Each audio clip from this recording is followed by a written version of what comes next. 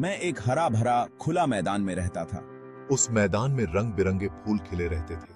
मुझे फूलों के इर्द गिर्द घूमना बहुत पसंद था।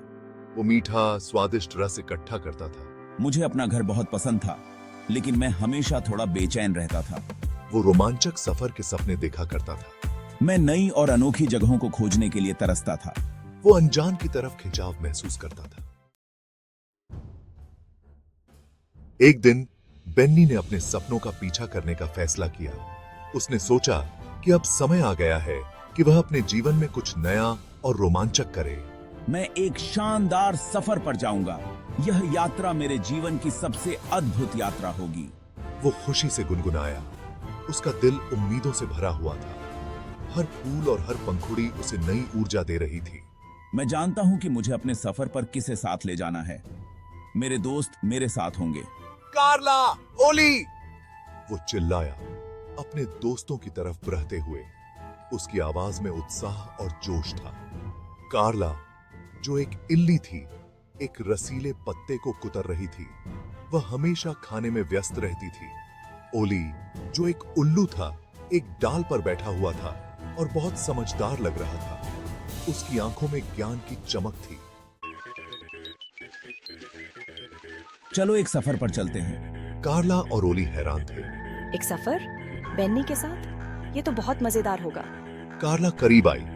उसकी उत्सुकता बढ़ गई थी। हूट हूट, ये तो बड़ा दिलचस्प लगता है। ओली ने सोचते हुए हूट किया।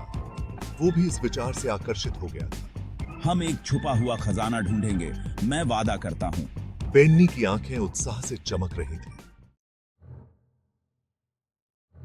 बेन्नी, कार्ला और ओली निकल पड़े। वे जानते थे कि आगे का सफर आसान नहीं होगा, लेकिन उनका हौसला बुलंद था। वो उड़े, रेंगे और मैदान में उछलते कूदते आगे बढ़े। हर कदम के साथ वे अपने लक्ष्य के और करीब पहुंच रहे थे। अचानक एक तेज हवा चली। हवा इतनी तेज थी कि उन्हें संभलने का मौका भी नहीं मिला।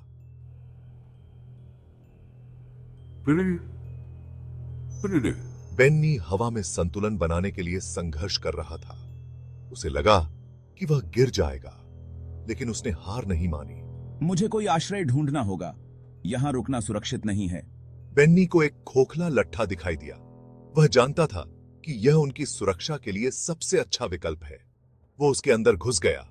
हवा से बचकर उसे राहत मिली। अंदर का माहौल शांत और सुरक्षित था। कार्ला और ओली भी उसके पीछे पीछे आ गए। वे भी सुरक्षित महसूस कर रहे थे।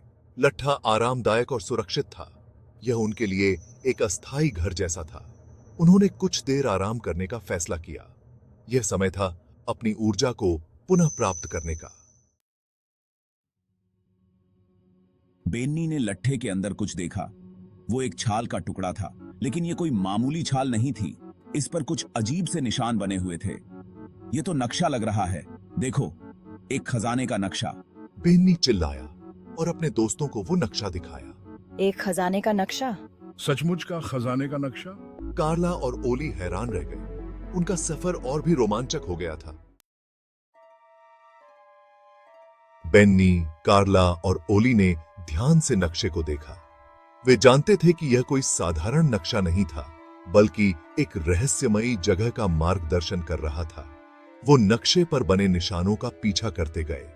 हर कदम पर उन्हें लगता था कि वे किसी अद्भुत खोज के करीब पहुंच रहे हैं। नक्शा उन्हें ऊंची घास और एक कलकल करती नदी के पार ले गया। नदी की आवाज ने उनके उत्साह को और बढ़ा दिया। आखिरकार वो एक खुली जगह पर पहुंच गए। यह जगह इतनी शांत और सुंदर थी कि वे कुछ पल के लिए वहीं ठहर गए। वहां पेड़ों के बीच छुपा हुआ एक बहुत ही सुंदर बगीचा था। यह बगीचा किसी जादुई दुनिया का हिस्सा लग रहा था। यह तो किसी स्वर्ग के टुकड़े जैसा था। हर कोने में प्राकृतिक सौंदर्य बिखरा हुआ था। हर तरफ रंग बिरंगे फूल खिले हुए थे। तितलियां उन फूलों के बीच झूम रही थीं, मानो उनका स्वागत कर रही हो। झरने धूप में चमक रहे थे। पानी की बूंदें इंद्रधनुषी रंगों में बदल रही थीं, जो इस जगह को और भी जादुई बना रही थीं। बेन्नी, कार्ला और ओली इस छुपे हुए बगीचे को देखकर हैरान थे। उन्होंने आज तक इतनी खूबसूरत जगह नहीं देखी थी। उन्होंने साथ मिलकर उस बगीचे को खोजा। उनके दिल अचंभे से भर गए। उन्हें पता था कि उन्हें एक बहुत ही खास जगह मिल गई है। वो अपने सभी दोस्तों को इसके बारे में बताने के लिए बहुत उत्सुक थे। लेकिन पहले वो इसकी खूबसूरती और शांति का आनंद लेना चाहते थे। बेन्नी बहुत खुश था। उसने अपने सपने का पीछा किया और उसे रोमांच मिला। उसने एक महत्वपूर्ण बात भी सीखी। उत्सुकता अद्भुत खोजों की ओर ले जा सकती है। बेन्नी जानता था कि वो हमेशा अपने इस सफर की यादों को संजो कर रखेगा। उसने अपने डर का सामना किया, नई खोजें की और कार्ला और ओली के साथ अपनी दोस्ती को और गहरा किया। एक छोटी सी मधुमक्खी और क्या मांग सकती है।